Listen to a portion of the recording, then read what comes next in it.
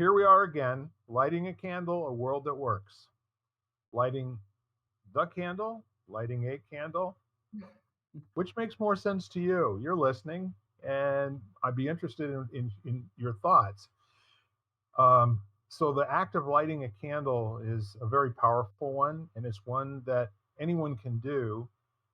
And I think the challenge in many instances is remembering, because what we're talking about is taking the darkness and then doing something very powerful and creating some light.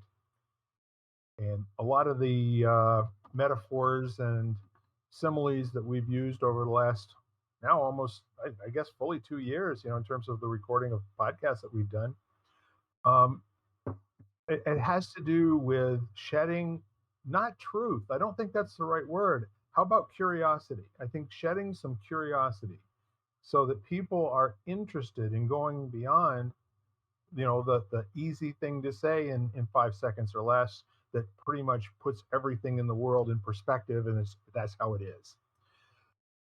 And what we're really looking at is that if that's giving you a great life, if that's the one you always dreamed of having, then have at it.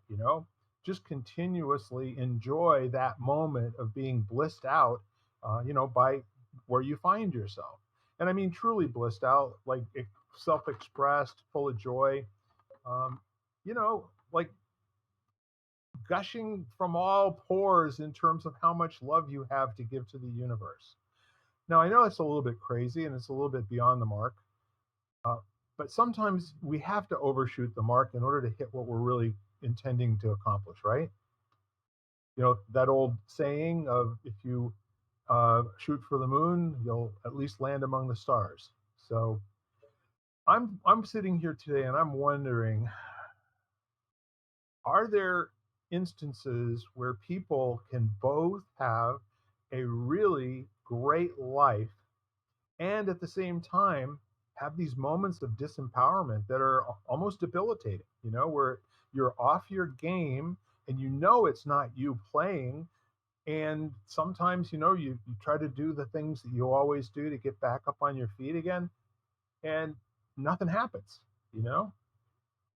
And I think that's kind of the nature of human beings. But what do you think would be a way to put some resolution into um, disempowerment that doesn't seem to want to stop on its own, or there's not any old formula that you've used before that works in this instance, where you've actually reached something in your life that's really, in your mind, so much bigger than you are that you almost have to give up right now? And that's how you ask a 3-minute question.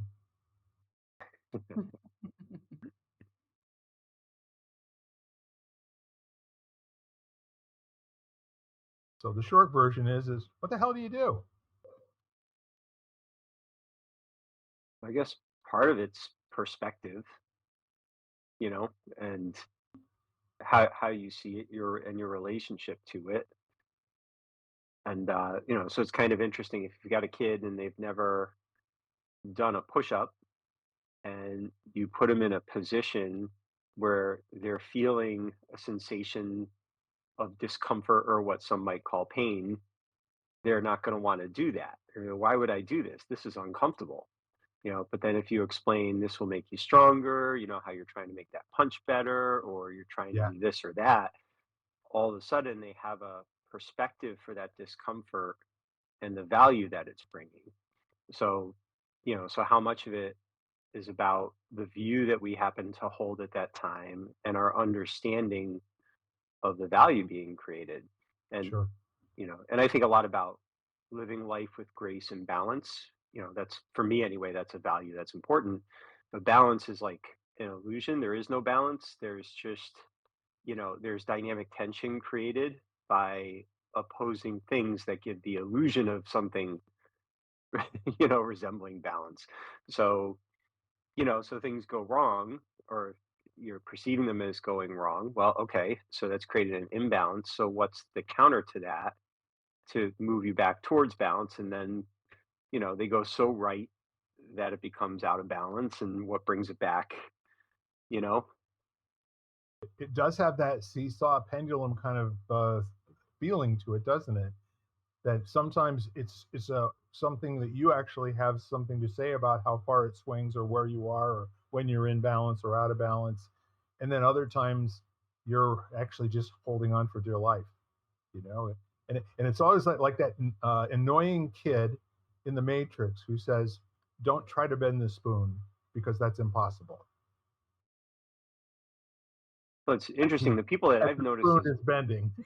yeah, the most the people I've perceived anyway as being balanced, they tend to be self-aware, so they're able to respond more quickly and internally truthfully, so they have good window and mirror maturity. So they know when to look in the mirror to Yes. make decisions, and they know when to point out the window and say, "That's not me."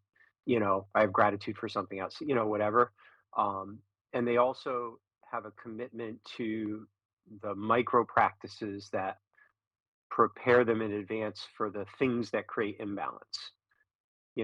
So they're just more ready. They're more informed, or they're stronger, or they're they're coming from a place of being able to respond, not just respond, but respond skillfully, and that lets them maintain balance. I mean, when my mentor's wife, all of a sudden out of nowhere, incredibly healthy person, was told she had 14 weeks to live, he disappeared, and spent 14 weeks helping her die well.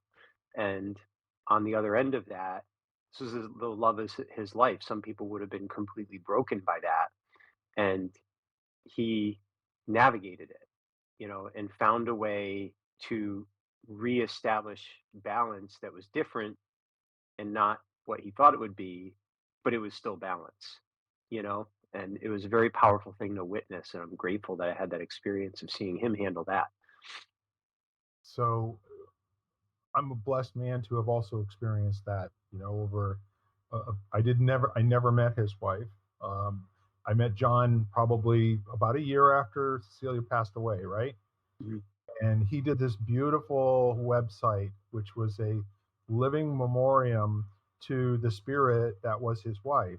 And essentially, what he got to do was he got to recreate, and highlight all the beautiful things that she had studied and said, and how she would interact with human beings, as a healer, and it was Cecilia's garden, or Celia's garden, which I think you have to know that at the base of all things in the universe, you're going to have a life that's fairly empty if you do not have and take responsibility for some other living thing.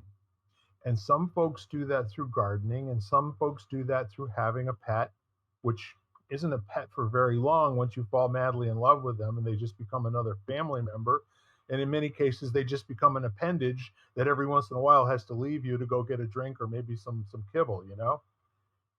And then children and loved ones, and then parents, and then spouse. And the interesting part, and Ken,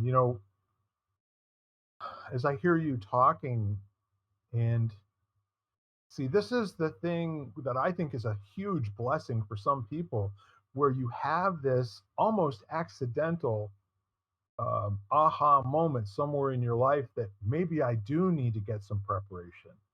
Maybe there are, critical daily tasks that I can do that will prepare me and get me into shape, to do something crazy like, running a 5K for some people, or an Ironman for somebody else, or running an Ironman a day for a week. I mean, there are people that do absolutely insane things to their body just to see if they can do it. And you don't get to that point by just all of a sudden saying, okay, I think I'll do that now. I'm 35 pounds overweight. I've got high blood pressure. My resting heart rate is 75 beats a minute. Yeah, I think I'm ready for this. It doesn't work out well. So, Jan, Mm. as a great listener and creating this conversation simply by being the powerful person that you are, I'd like to hear, if there's a perspective that you can bring to this in terms of what do you do when you're faced with an insurmountable obstacle, which you and I both know is you just have to realize you can't bend the spoon. You just have to realize that there is no spoon. Okay. Well, It's I was thinking of how this whole idea of surrender, and I don't mean that in a like I give up, but I don't know. It's just like I've been playing with this because I know that when I force things, yes, nothing comes, yes, and that energy is kind of put out there of that energy of what I want to call maybe desperation or whatever. And it just doesn't flow. And yeah, so I was sitting here, sitting back and thinking to myself, and when do you say, okay, like, you know, in yoga, we would say, I bow, I bow and I just say, okay, which is, I think, why I like yoga so much because I'll sit there and get on my mat and I just go into like, I bow literally. You acknowledge what you have, you acknowledge, just Mother Earth and the planet by bowing on the ground and you kind of say, okay, I surrender, yeah, you know. yeah. And what's also kind of interesting, what I'm hearing and what you're saying is that for the most part, when we get to a place where we don't know what to do next, we may or may not actually be interpreting what it is. So the easiest thing to do is to just, as you say, surrender. But I have a couple of other terms that might also, help expand on that. What if you're granting being to the possibility of what you're experiencing being truthful and real? Right. I mean, maybe Like you're the just sitting with it, or you're acknowledging it, or you're, you're quiet for the first time, like you're actually going into quiet where you always get, where most of us, or I get, insight. yeah. So when you can create a pause by having, a discipline that you've practiced over a period of time, so that when life hits you in the face like a 60-mile-an-hour 2x4, you can, instead of being completely debilitated and taken out, you can start to have a way back to it. And I know there's a practice that a lot of people use, and they name it a breakdown. When there's something going on in your life and you don't know what it is or exactly how big it is or what color really, and you're really not seeing the whole thing, kind of like when I was standing at the base of the Empire State Building making a deposit into a bank slot, and I hollered to the guy across the street. I said, "I'm told that I'm supposed to go to the Empire State Building. Where is it?"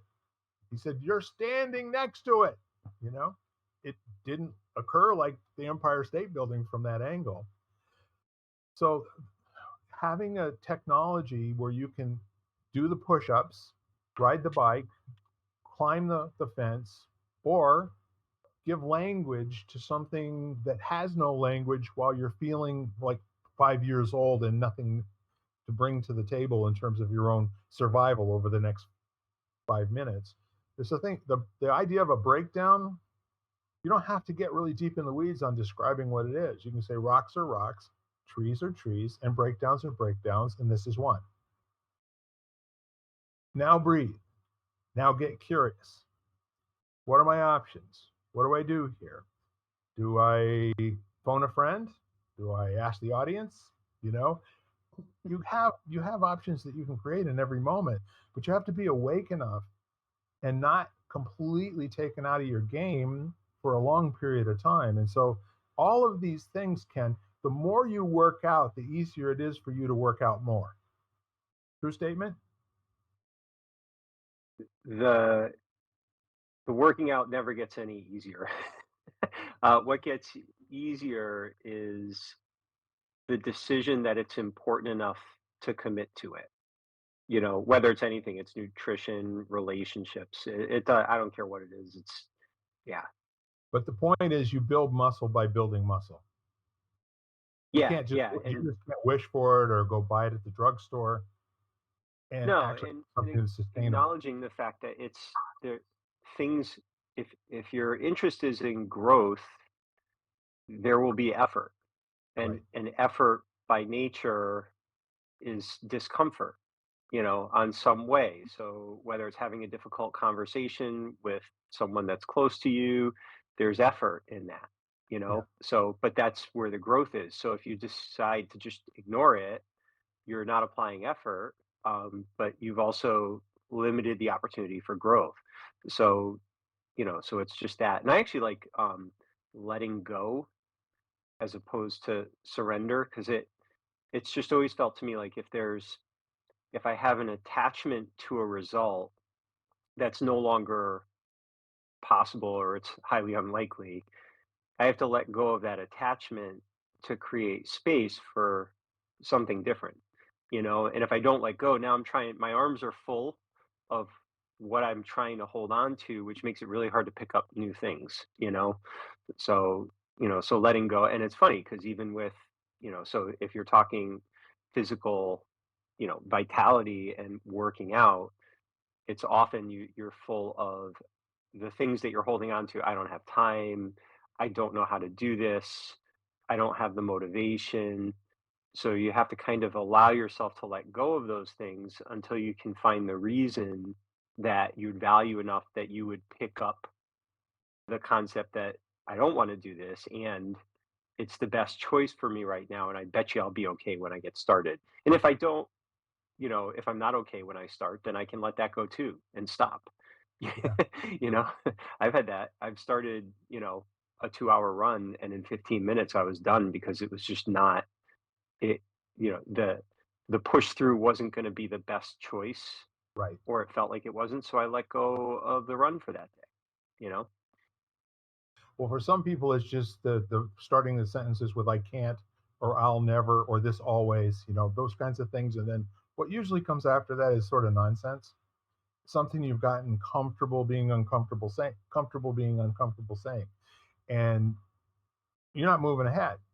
So if you make a decision that what you're going to be doing within a time and some sort of an outcome, like I'm going to run 2 hours, again, if your body's not up to it, it's not a good decision. It's really not a great thing for you to do it because you said you would. It might be a good idea for you to figure out why 15 minutes seems to be where your barrier is right now and get curious about what needs to happen for that to disappear. Well, and again, now we're back to balance. It's if you begin and Yeah. you're like, this is hurting, something is wrong, and I'm self-aware enough and willing to let go of the thought of I need to do this Yep. and instead look clearly at what will move me most towards balance. Oh, the other thing I was going to say is I think a lot of times, so like someone will say, let's stick with exercise because it's easy. I want to work out and I have but I have three fused discs in my back that could lead. So for me, working out just isn't realistic anymore. And it's the but that disqualifies the second half of the sentence. So one of the things we practice is substituted with and. So I want to work out, I want to exercise, and I have three fused discs in my back. So now you've opened up. Where's the solution? I have two statements that are both true. So it's not an excuse. It's just a true statement that's kind of like there are rules to the game. So if you're going to play football, you don't get to do whatever you want. There's certain rules that you have to play in. You know, it's funny working with the football players. I'm doing martial arts hand stuff with them, and there's a Right. lot of things that won't work for them. So they're like, "That's really cool," and we're not allowed to do this. So now we have to find a different solution so that we're playing within the rules. And it doesn't matter whether we agree with the rules; they're the rules. You know. So I think for a lot of people, they get caught up in truthful statements for them being disqualifiers instead of being the things that define the parameters through which they will need to navigate. Well, see, now all of that is educational speak in my mind. Okay. This is like for somebody who's already accomplished all of that.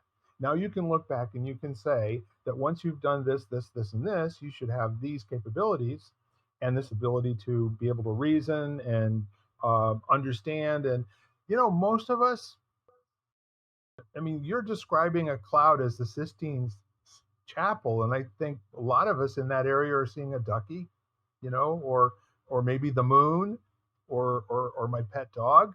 But the point is that those people that are not as skilled and as trained as someone like yourself or even, a Jan, there's a lot of stuff that just comes very naturally and simply to you, and me too. I think in order to really be able to be powerful in the worst situations, you have to have experienced really bad situations. I know that when my nephew passed 3.5 years ago, my sister never got over it. She's passed last year right around this time, but she never got over it. She never went out back into the light of day again.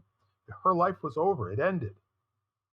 And I'm saying, and I'm using, her as an example here of what power might look like in that same set of circumstances when you have that level of a loss and you are so beaten to the core.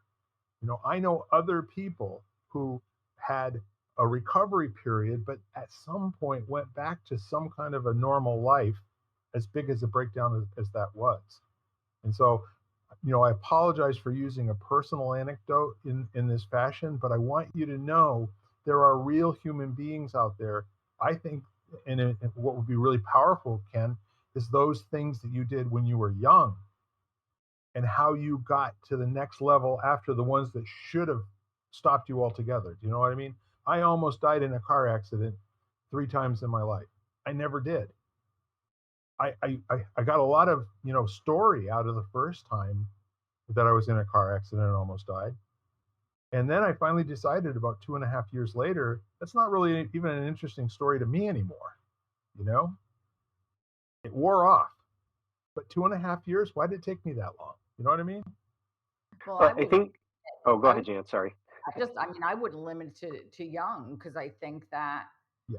no matter the age, doesn't matter because I think that life is life and circumstances happen that we were never prepared for. I mean, Yeah. certain things like the loss of a child is, I'm sorry, no matter what you go through, I don't think that, you can, I mean, yes, you can try to prepare for that, but I think there are certain, Yeah. and for most people, maybe there are exceptions that, they can really, but I think there is going to be to me, there is going to be a period where you do reach almost like you reach that point where, like, even your mentor, like, he, it happened, he got to that point, and then he was probably at rock bottom, and then he had to figure his way out. But I think you do get to that point. I don't think there's any escaping that point, because stuff Yeah. happens, you know.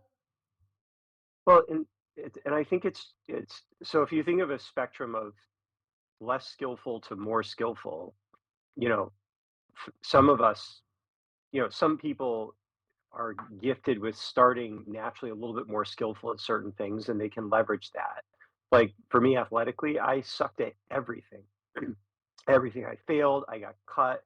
I spent a whole summer in middle school in a basement reading books because I was getting bullied and just was this skinny kid that couldn't, so there was plenty of failure and adversity and blah, blah, blah. And at the time, because I was young and that was the limit of my experience, they all felt very devastating. Say that to someone who's lost a loved one who's 40 years further down the path, they'll have a different reference base. But it doesn't disqualify Mm-mm, the true. intensity of that experience being the most intense experience at that time. But my point is, there is nothing evolved about this other than the simple recognition that if you keep applying effort, you can get more skillful. And you may never be an Olympian or or be an Einstein or be the most popular kid in school.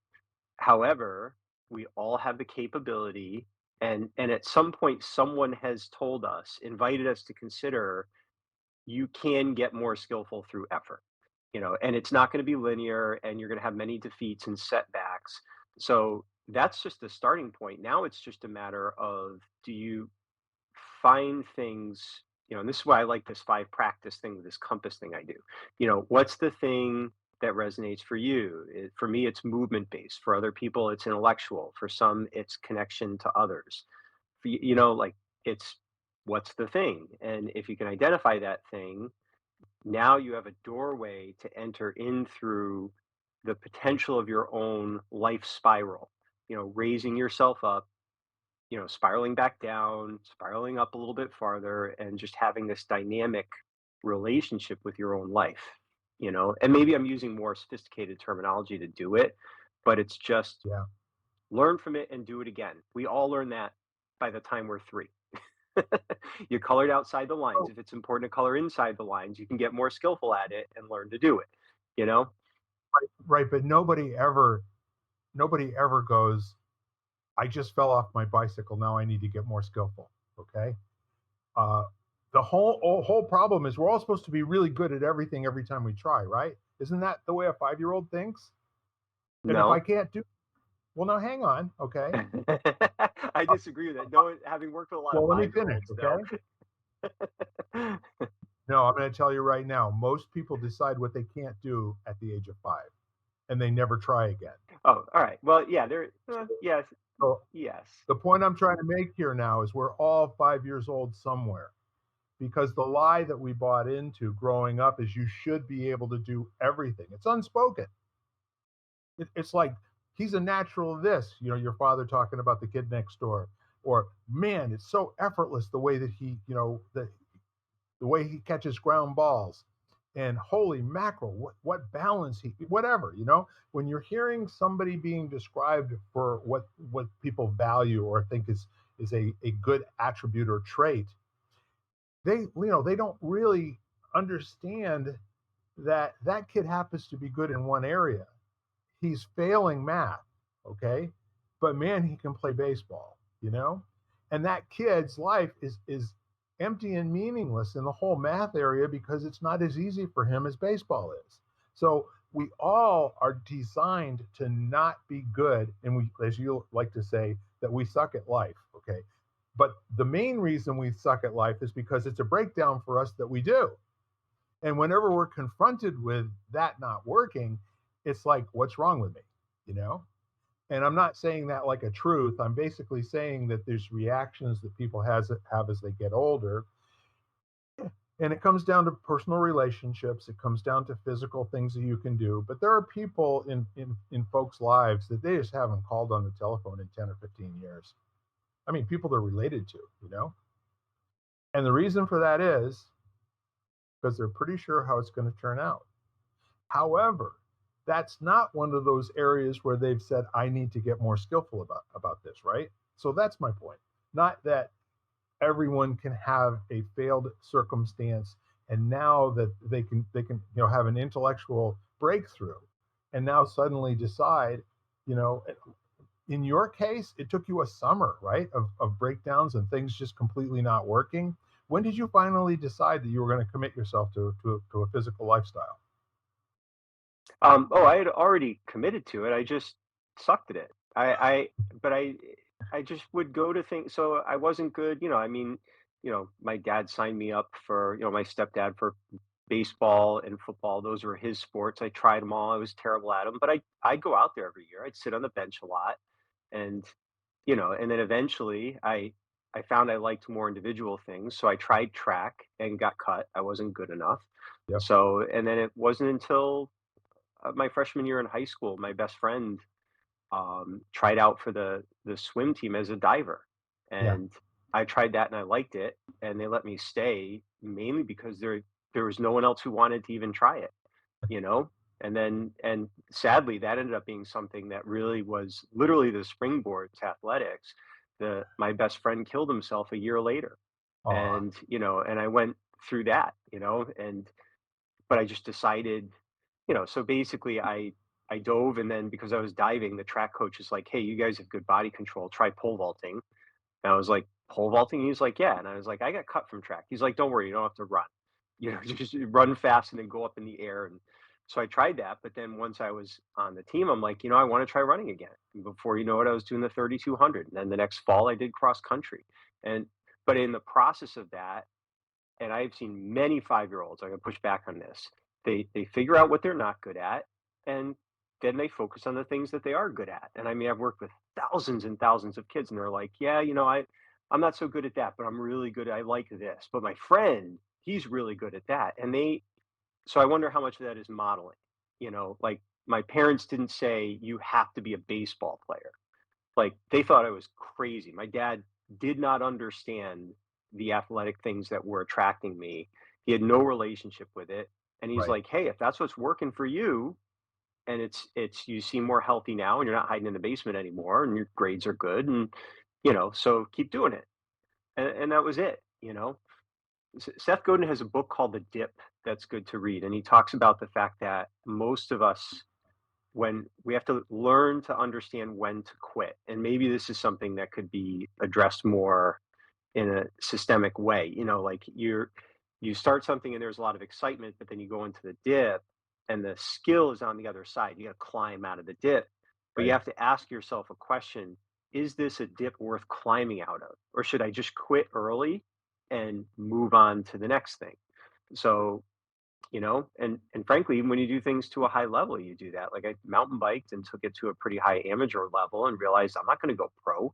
I'm not good enough. I don't want to commit the time. So I'll find something else to be interested in. I'll Yeah. still move, I'll still exercise, but I'm going to quit that before I get to this next level of dip. I'm not going to be a Olympic mountain biker. Not going to happen. For a variety of reasons, and there are other people that are the best in the world at that, and that's not me, and that's okay. I have other things I can be good at, you know? But so There's we teach millions that of kind of different ones where healthy. that's true, Huh? right? Everything you're not doing, there are lots of people that are better than you, Yeah, right? exactly. You're not losing So any sleep over it. yeah, yeah, and I don't know, I see a lot of kids, they don't lose sleep over it. They're, like, in the martial arts, there's so many ways you can excel, and they would literally form teams where they would support each other in strengths and competition. I'm good at forms. I'm good at point fighting. Hey, can you represent us in this because you're really good at that? This is the acrobat. This is the Well, power. yes, and You know? yes, and everything that you're talking about is a community, is a function of community. It's not like somebody a priori in the middle of a vacuum suddenly decided something. And Absolutely. that's the Yeah. important thing, to point to here. If your life isn't going well, you can ask for help. And the curiosity of wondering whether or not there's a solution you can't think of. And I know lots of 5-year-olds, um, far less articulate than, maybe saying that other people are better than them. I don't know a lot of 5-year-olds that, in my experience, that have that grounding and that leveling. So the community is working really well in that instance, in my opinion. I mean, that's when a community works that well, you get a great world, 100%. And No, when you're it right. It's in a very intentional design. Yeah. perfect, and I mean, it's a perfect design in my opinion. And how many people out of 7 billion do you think ever get to experience that even one time in their life? Not enough. Mm. And that's why we're talking, isn't it? Oh, yeah. Yeah, and that's, I mean, how often is it? It's literally, it's like, Carol Dweck in her book Mindset. It just resonated with me so much. She's talking about they go into inner city, areas, and they'd improve their grades by just teaching them you're capable of getting better. And she talks about, one of the her people that was working with this group, and this 14-year-old boy that had been, gangs and in and out of juvie, and he bursts into tears, and they're like, "Are you okay?" And he says, "Are you telling me I don't need to be stupid anymore?" Yeah. Because he hadn't had that one interaction that would open up his world to it possibly being different than what he knew. So you're right. It's the elephant and the stake thing. Tie an elephant to a stake when it's a baby. When it's much more powerful than the stake and the rope, it'll just never even try to break free. But if it Right. does it once, that rope will never hold that elephant again, right? So there's the question: how do you spread that, so that you give people the invitation to at least consider that there's more possible than they may know, and it's not their fault. You just don't know because you didn't have access to someone who could share that with you. Any thoughts, Jan? Yeah, I'm just wondering how much of it is like, do we then shift? And I'm not saying somebody should never be told that they're not good at something or whatever, but do we switch the focus of really trying to focus on things people excel at versus creating a culture where people are constantly focused on what they cannot do, Yeah, so that's a very great question. do we switch so that people actually think to say this is a strength that I have, let me work to that strength, versus focusing on the umpteen things that basically I might not be strengths, or the few things that are not a strength. Well, I completely agree with you, and I also think that what you're describing is the experience of most human beings. I'm going to go out on a limb and say, what if most people accidentally find out and discover they're good at something, and that shapes the whole rest of their life, and they never try any of the other things that seem to be hard for them in the beginning, because we're not good as elders to tell our children, you are supposed to get this wrong. You can't learn until you get it wrong first. If you could do everything the first time, everybody would be billionaires. That's not how it works. This is about making a decision that you want something and then trying some type of activity or behavior or whatever it is, and expecting. If you expect to get it wrong, then how many times would you be willing to do it, and knowing that some point it's going to just click and you're going to get it right? Now, you may not get it right every time after that, but you'll at least know what that success feels like.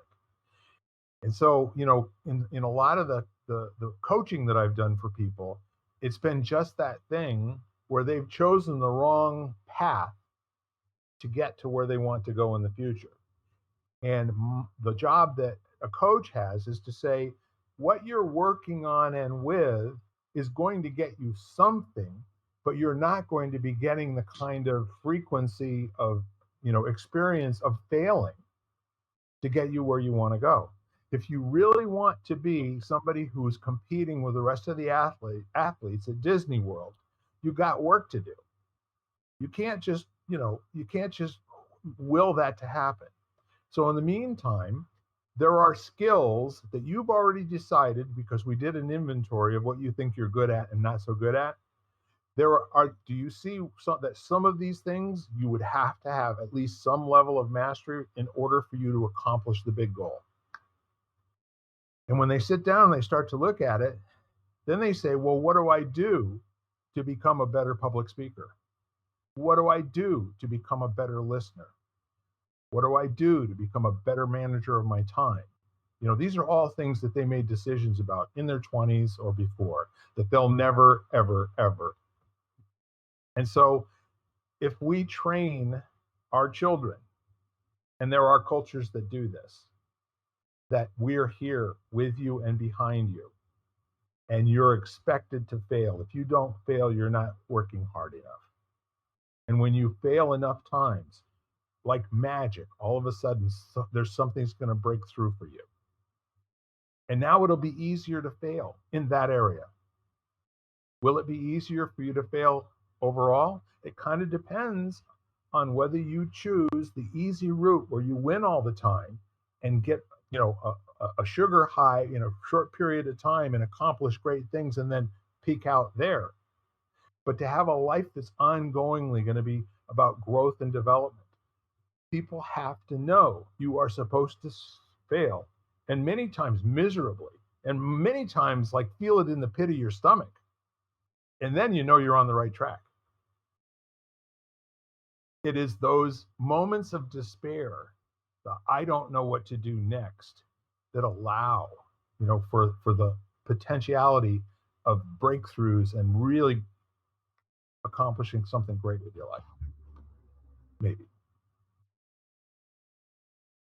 So I'm not a psychologist, but here's my question. Is there an overemphasis, regardless of where you are on the spectrum, in tying it to identity? So, like, for example, my teacher would teach me, give me something really hard, Yes. and I get frustrated. I have a feeling of frustration, and he'd laugh it off and say, "That's not hard. It's just new." And I'd laugh and I'd say, "And I'm still frustrated." He said, "Well, yeah, that's an emotion, but that's not you." It's just new, right? So, and on the other side, I do something right and it felt good. And he would say, "What was that?" And my response would be, "Nothing special. It was just practice, right? It was just good practice." But it still felt good, right? But even that feeling of pride is not me. You have Olympic gold medalists who end up depressed and miserable because their identity is tied around that high level of success, and now they're questing after that the rest of their life. Where you have the ones that did fail and they Yeah, were bad at school, and now that becomes their identity and it influences them the rest of their life. So should we stop having such a disproportionate attraction to what failing means and what succeeding means, and see it as all as part of the dance that we do, and yes, it's information, and that does not disqualify the emotion. It doesn't mean you shouldn't feel pride and joy or defeat and depression and sadness. Those are all human, perfect. but they're also not you. So, and that's why I don't know, it just feels like if you I've been playing with this thing of just if you think of some things in your life requiring nurturing, you're wounded or you're not skillful and you just got to be gentle with it. Some things require maintenance. It's something that's stable, you can rely on it. You're good at it, but you got to take care of it for your foundation. And then sometimes you want to try things out. So you want to evolve. You want to add a little energy and see what happens. But you're not adding energy because you have to succeed or you have to fail. You're adding energy because you're curious what will happen. And I was always taught you learn where the balance of the system is by adding energy to it. Yeah. So if you add too much energy to it, something will break down, but now and now you can choose to increase its capacity or play within the confines of balance. You see weightlifters, they decide to, chemically enhance their strength, and before you know it, they're breaking bones in their arms because their muscles are stronger than the bones, that they've gone out of balance in service to that success, you know, Or instead of losing their staying mind, natural and keeping it cutting in 30 balance. years off. Yeah, they also lose their minds and cut 30 years off their lives, and the shortcuts never work, do they? Well, they can work temporarily, and we do like that immediate gratification always feels good. And if you think like what Jan was saying earlier, I mean, think about what does marketing do? It gives us the immediate gratification of moving away from pain. You should be afraid of this right now, and this is going to take that fear away. It's going to protect you from it. We respond very instinctively to it, and it's immediate. But when things take longer, when it's this slow process, you have to find the love in the practice. The journey is the home. Yes, That's a much more challenging thing, you know?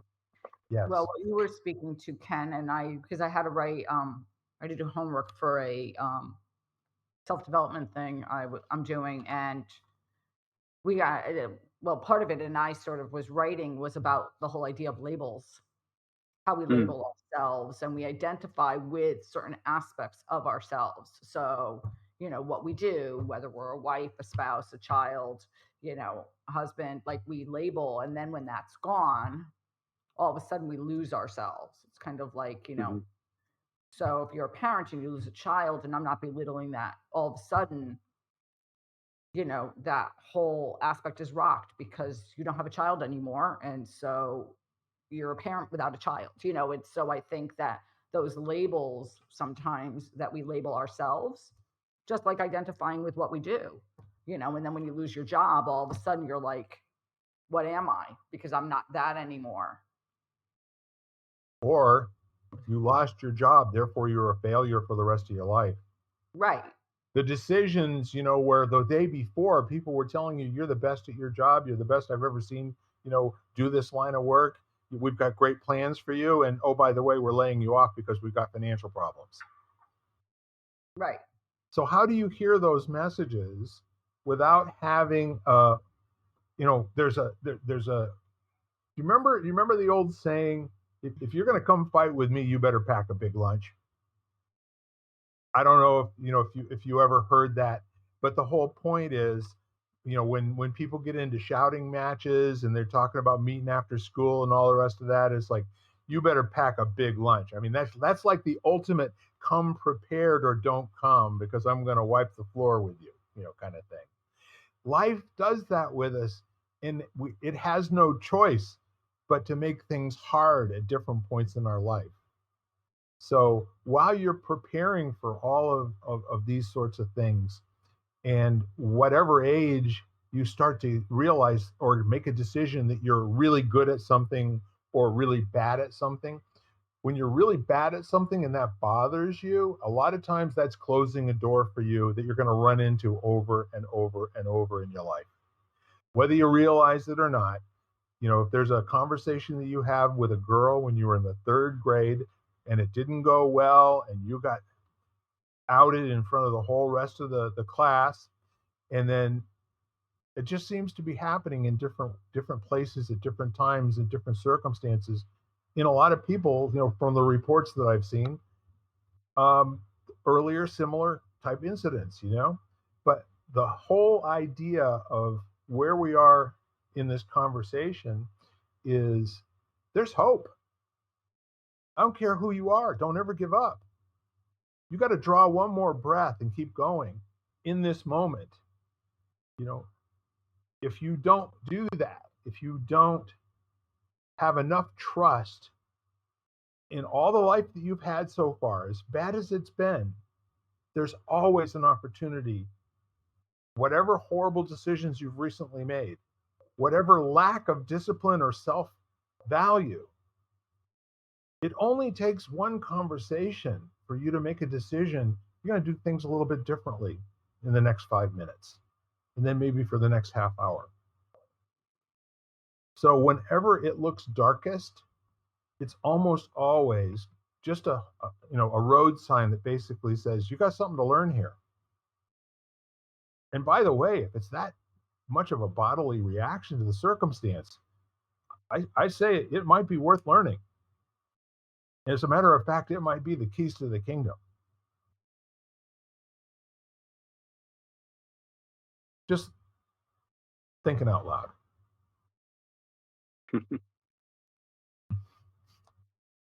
Yeah, Jan, that it's always interesting, that thing about, who are you, like, and the roles you take and stuff like that. And one of the things that was shared to me that I always loved is that if someone says, "Who are you?" And you're going to go through all the labels and everything. They said, "Try this for a response. Who's asking?" Because because we're multidimensional. So who you are for them is going to be relevant to who they're being in that moment. So, and if you understand who a little bit about who's asking, then it makes it easier to give them relevant information. I'm a struggling mom asking for parenting advice. Oh, well, I was a parent and I learned some things, or I wasn't a parent. Who I am is not someone that's going to be helpful to you in this situation. But how often do we throw out our elevator pitch of who we think we are, regardless of the relevance to the situation, and then, you know, things just kind of muddle along from there. So I always like that because it, reminds me anyway, when I meet someone, to kind of get clear on what's the where's the space for us to communicate and find understanding and relevance to each other in that moment, you know? Hmm.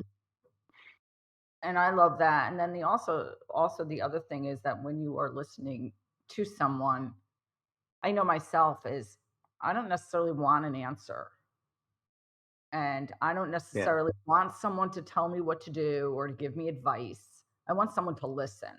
Yes. Like I want someone to sit there and sometimes they can't relate to what you're going through. It's like, you know, I've been in circumstances where, like I got divorced and, my brother would say to me, don't worry or whatever. Well, he and my sister-in-law have never been separated for a day in their marriage. It was Yeah. kind of talking to, like, kind of thing. And so there are circumstances where you really don't want an answer. Like you just want to be able to tell someone how you feel and for Mhm. them not to sit there and judge you and Right. not to sit there and throw like spew suggestions or information sometimes because that's really not where you are. I mean, you just want to be able to vent or to be able to share your concerns with someone. And Yeah, how often do we check it out. forget to say, right now, I'm the person who simply needs to be heard. Can Right. you be the person who hears me? And if Yeah, they say, I have my own stuff, I'm not, okay, then we probably shouldn't be having this conversation. that is such an advanced communication skill. You have to Oh, yeah, understand no, absolutely. it's Yeah. not taught in schools, and it ought to be. I Yeah. so agree with you, Ken. Just having tools like that, that's what I'm talking about, you know? Yeah. You know, Yeah. like when things break down and you think you can't go, then then you can ask yourself the question, who am I being right now? Hmm. This moment, who am I being? Who do I need to be in this moment? And then Get curious about that. Yeah. also know at certain times when you really feel like I had this situation with my parents where something happened or whatever, and I really had to bring it up to my mom afterwards about my father's safety. But I knew at the time it was like when she was in the panic mode that it Yeah, wasn't time to bring it up, like because she was too anxious and too worried herself, and she wasn't going to hear Right. me anyway, and it wasn't going to serve any purpose just to. So I just said, okay, well, when the time is right, I'm going to address it, but it's just not going to be now. And yeah, kind of learning that too is just like, at the point where someone is, I don't know, going through, it might not be the best time to bring up certain things, and you're really learning that when you're in communication with someone that, now it's not the right time. yeah. The Hmm. whole technology of being balanced and grounded and self-confident, where you when you're not, where you can call those up in an instant. And you don't have to just have a knee-jerk reaction and then say that thing you can never take back, you know? Well, I think that, I think as human beings, it is a lot of times challenging because I mean, to me, I want to help people. So Right. I do, at points, I do want to give people information and suggestions and whatever. And it's kind of like, I've got to, like, this isn't about my ability and what I know. It's about the other person and what's going to be beneficial for them. Yeah. And that, they always talk about somebody in the room being, the adult in the conversation. You have, a relationship with somebody over a lot of years. You have to take turns being the adult. Not everyone can be the adult all the time. It ain't possible. So you have to make up ground rules with the folks that you're around all the time. And I think if we were to look at, a group of 5-year-olds and we started to tell them that what you're thinking in your head is very important. However, in order for that thinking to grow and for you to become smarter, you need to listen. The whole idea is to express and then listen, express and then listen, and then question. It's just a real simple game to teach a 5-year-old. And the fun part of it is that while operating at the level of a 5-year-old can, which I totally agree with you, there's just like bucket loads of knowledge for an older person, to be in that experience because sometimes the responses are so fresh and out from left field, like there's no way that this conversation could ever generate that, you know. And at the same time, when it does, it's like a little mini miracle for the moment. It's quite remarkable. It's funny. So We have this, it's kind of I don't know, I guess you can call it a character development program, but I like to think of it more as uh, a character awareness program at this point. It's kind of little missions, and even the adults use it to a degree. But the very first assignment is about recognizing choice. Oh, we got weird sounds coming in there on my end anyway. That was odd. Uh, so it's the first thing we do is choice. Recognizing that you have choices, and when you're in a position where you could be making a choice, with the whole idea being expand the awareness beyond there is one set of parameters that your life is operating under. And, like you will go to bed at this time, you will eat the food that we prepare for you, you will go to school, you will learn these. So, and all of that is true, but there's also all of these little opportunities for them to make decisions, you know, and where there's more than one thing open to them, and they just it's always interesting when they start to realize the expanded ability for them to have control over their own lives and make choices, and then recognize that there's going to be a plus, a neutral, or a minus consequence, for lack of a better word, to that choice, and now you can assess it. you know so, but yeah, that's where we start, is choice, then we go into other things about language and perspective and mindset. It kind of evolves up from there. So Yep. And the fundamental in any situation, my grandfather used to say, whenever you're about to do something that you think might be not good, count to 10. Just count to 10.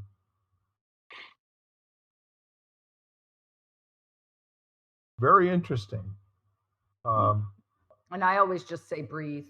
yeah, Like you gotta pause, have something, pause, something pause to and breathe, interrupt. Yeah, because focusing on your breath, and it's a sensation feeling, so it's a something your body actually can feel, that feeling of expansion and contraction.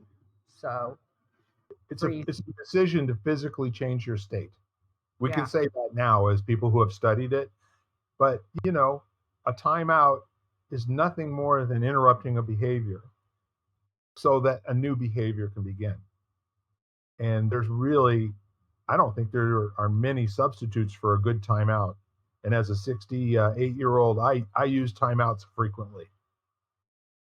Usually when I'm watching Fox News or MSNBC or something like that, the timeout usually comes like shutting the damn thing off.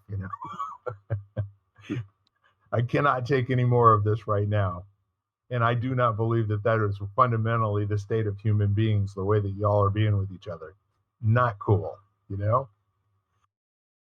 I can't even imagine what it's like, to and I've had periods of my life. Don't get me wrong. I've had periods of my life where things didn't work really badly for a long time. And I guess what I would report after that personal experience is I didn't know that I had some choice over how long I was going to be in that state. That wasn't a tool that I had. It's kind of like I'll be better when I'm better, right? Nobody ever said, you can decide to be better right now. I think I was 40 years old when I heard that the first time. You know? yeah, and it's funny how often, like, the things we are taught, they're well intentioned, but they may be a little bit incomplete. Like, for the longest time, we had these things we would help the kids make called calming bottles. It was just like a bottle, and they shake it up, and thing would settle in it like glitter, and they would do diaphragmatic breathing. And after we did a little bit of research and I was talking with some people, we stopped calling it a calming bottle, because basically what we were implying was, if you are not calm, you're in the wrong state. And instead, we called it a transformation bottle. And what we started teaching is, when you feel like you're done feeling what you're feeling and you're looking for a way to change, you can use the transformation bottle. So now we took out the judgment of, like, you're supposed to be calm. You're not always supposed to be calm. And if you're suppressing that, but we were answering parents who, what they wanted was their kids to calm down. You know, Yeah. so we were creating a solution, but in the process of doing it, we were teaching an incomplete paradigm, but we were only doing the best we could based on what we knew, and it was coming from a genuine place. So I think that's the other thing, and it concerns me a little bit when people start attacking, what people have done as being wrong or inappropriate, when it's like, no, they were operating under the information they had at the time, Yeah. and in a state of evolution that's going to change. So let's look at how we've transformed it and made it better based on what we now know, instead of just, holding to a judgment over how it could have been better back then. Maybe it couldn't have. We didn't know what we didn't know, Mhm. you know? And again, whether or not somebody's always operating with the purest of intentions, it's not useful or helpful years later to go back and try to recreate that in a new moment now. That's another wasted a moment that you'll never get back. But Yeah. as far as what you brought up with regard to the transformation bottle, I think that's gold. And I had a college professor who gave me, he started off by calling it a worry stone, and what it was a piece of quartz that it was so smooth, and he would keep it in his pocket, and if he got tense, and oftentimes, how I found out about it was I asked him, when you're standing at the front of the class talking to all of us, why is your hand always in your pocket? So he pulls out this stone and he goes, this is my worry stone. He said, if I rub this, I'm getting, a distraction from the nervousness that I feel while I'm talking to all of you strangers. And he said, Yeah. funny enough, it seems to work for me. And so I said, that's absolutely brilliant. And I wonder what it's like to actually have one and use it. And so the next time I went to class, he gave me one. And I still have them. On one, I have two. One of them says karma, and the other one says courage. They're absolutely remarkable. So get yourself a transformation bottle. Remember to put a rock in your, or just something in your pocket that you can kind of rub between your fingers and your thumb that will take you down a notch and allow you to remember to breathe and maybe to count or do something fundamentally that's going to shift that feeling of helplessness and hopelessness in this moment right now. Because you are smart enough, you are so talented, and God loves you, and you deserve to be here. So whatever it is will pass. Everything always does, as long as you stick around and keep going after it. That I know for a fact. Because it all stops when you quit, and you never make progress in that area again if you don't go back and readdress it. And it's your choice whether you do or you don't. So, any last thoughts for our folks? That hour just flew by. Yeah. I just, the one thing that struck me, just going all the way back to balance, it's okay to, I think it can be helpful to ask the question, what does balance mean to me today? Yep. Because like if you're on vacation, balance may be not thinking about work and sipping Mai Tais and relaxing. And if you got a 14-hour day where you need to be high energy and highly productive, balance is going to look very differently, So, it can just be interesting if when you notice you're awake, if you kind of reflect on what being centered would mean to you in that day, you'll be able to go back to it, remember that as the day progresses and things come and go.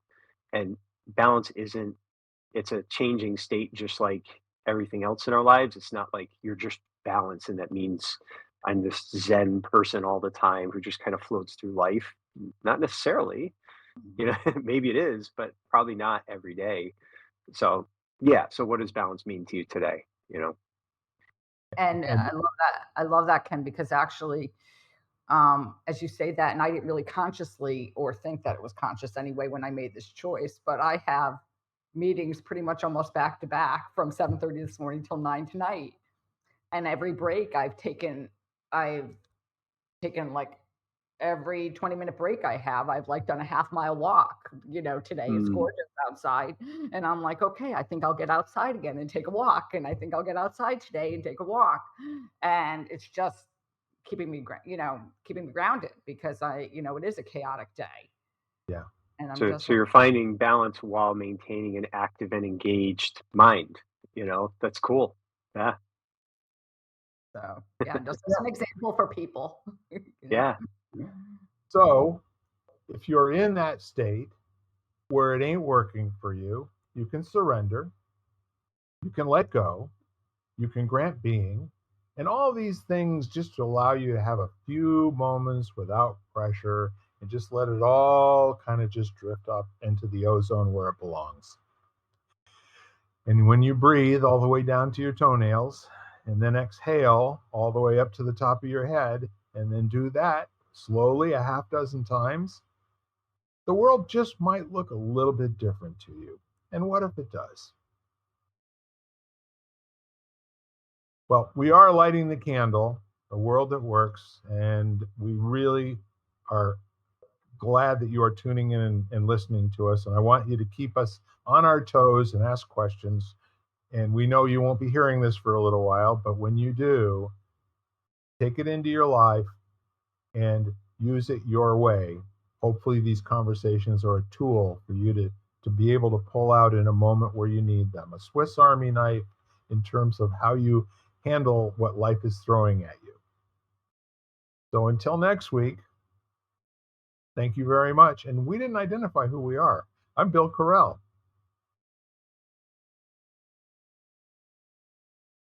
Jan Jeremias. I'm Ken.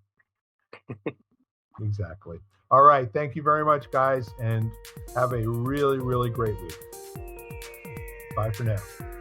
Bye-bye. You've been listening to Lighting the Candle, A World That Works, part of the Exvadio Podcast Network. You can catch us each week, as well as the rest of the network, at exvadio.com/podcasts, as well as the Apple Podcasts app, Google Podcasts, Spotify, iHeartRadio, Stitcher, Audible, Amazon Music, and wherever you find podcasts.